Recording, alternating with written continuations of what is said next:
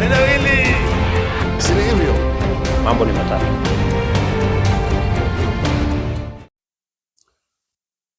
Ladies and gentlemen, good afternoon and welcome back to our channel once again.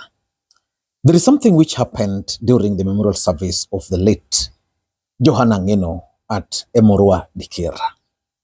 And it really shocked me how Alfred Keter was received. Ngeno was not only a passionate leader but also a passionate servant of the people whose dedication, development and welfare of Emurua Dikir. He will remain in our hearts. Through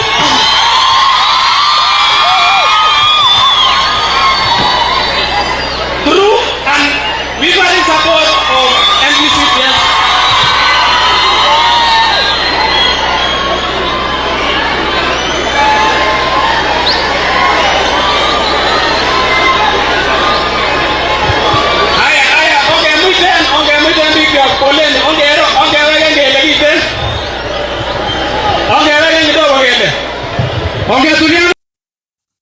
Why do you think Alfred Keter was received that way? Is he that popular?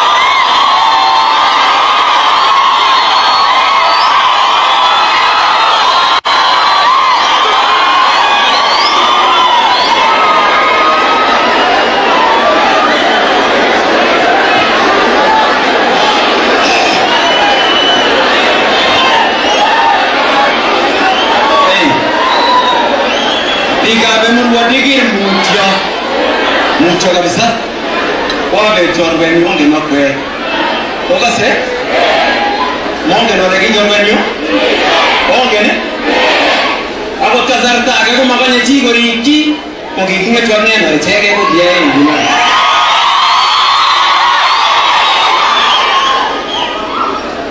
amaja muaji mama ne bongo. And immediately he left the venue. Alfred Keter was followed by this huge large number of people.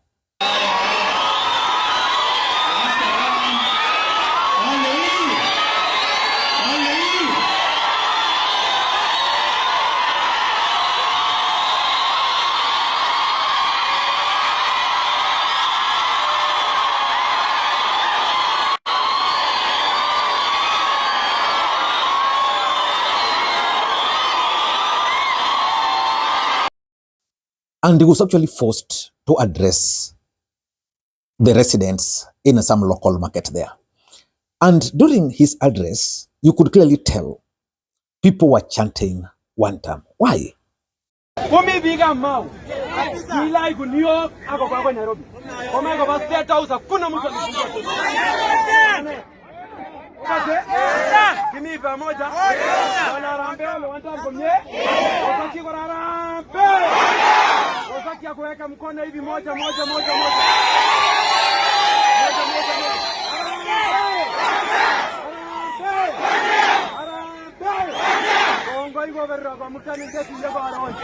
I am told that reception has really shocked William Ruto and his allies. And yesterday, most of them were responding to Alfred Keter. In this video, I want us to talk about the reception and why William Ruto is actually worried.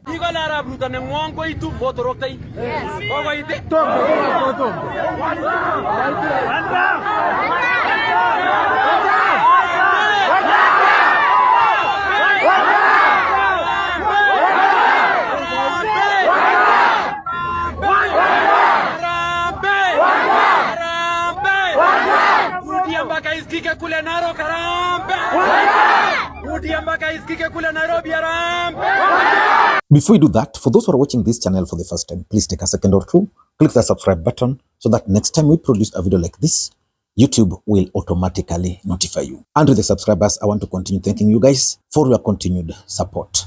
Because without that support, this channel cannot be where it is. Ladies and gentlemen, without any further ado, allow me to dive in. Why? Ladies and gentlemen, allow me to begin this video by asking you this question. Who is Rift Valley Kingpin? Because we all know that President Ruto is exiting the political scene. Even if he were to win, he will only have the next 5 years. So who is going to take over from William Ruto? I was talking to some senior individuals from the Rift, and he told me something that shocked me, that in the Rift Valley, there is Aaron Cheriot, who is emerging very strongly, and most people believe that he should actually be pushed to the national level. Some are also fronting for the Cabinet Secretary for Interior, Kipchumba Murkomen. And that's why someone like Ngeno, who also wanted to be the kingpin, was never allowed to be very close around the president. And we also know that Alfred Keter was not elected in the last election, not because he was not popular. He actually won the UD nominations, but he was denied the ticket. So some are also suggesting that Alfred Keter and Johana Ngeno were the ones who are going to take over the leadership of the Rift Valley. And because of that, William Ruto and his team are really worried because of the reception Alfred Keter received during that memorial service. Ladies and gentlemen, this is why they are worried. Number one, there is something which is happening in Rift Valley, and people don't want to talk about it. The people of Rift Valley are not very happy with the people of Rift Valley are not very happy with the current government, because they feel that the current government, led by William Ruto, has actually sidelined them. And that's why the other day you saw Rigathi Gachagua in Bomet, how he was received. And the fact that Alfred Keter could go to a place which is supposed to be a stronghold, and the people are singing one time, really something which should worry William Ruto and his allies. Number two, this clear disconnect between the Rift Valley leadership and the voters.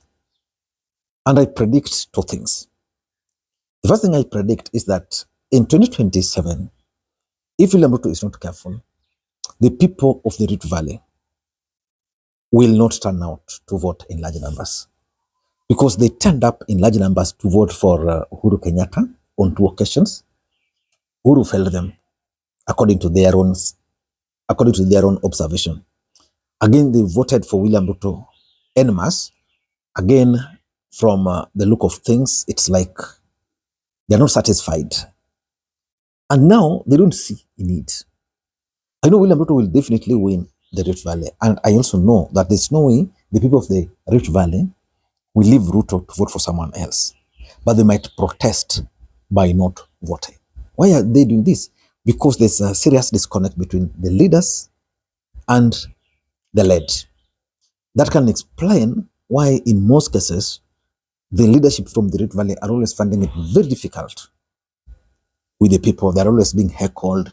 The people like Johana Ngeno, who are seen to be rebels, people like Alfred Keter, who are seen to be rebels, are the ones who are normally received. In fact, it was not the first time Alfred Keter was being received well in the Rift Valley. This is not the first time. And number three, that reception is also going to force William Ruto to go back to the drawing board as far as his succession politics is concerned.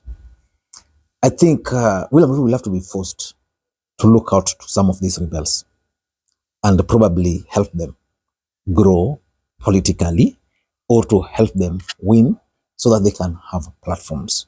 Because from the way things are moving, if he's not careful, someone like Keter might just sneak back to parliament. It would be sad for Keter to sneak back to parliament on another ticket rather than William Ruto's ticket. And one thing I'm fearing for, if William Ruto is not careful, is that someone like Keter can actually team up, let's say, with the Linda Wananchi movement, and they'll really disturb the status quo in Rift Valley. And importantly, I'm looking at the post William Ruto's politics.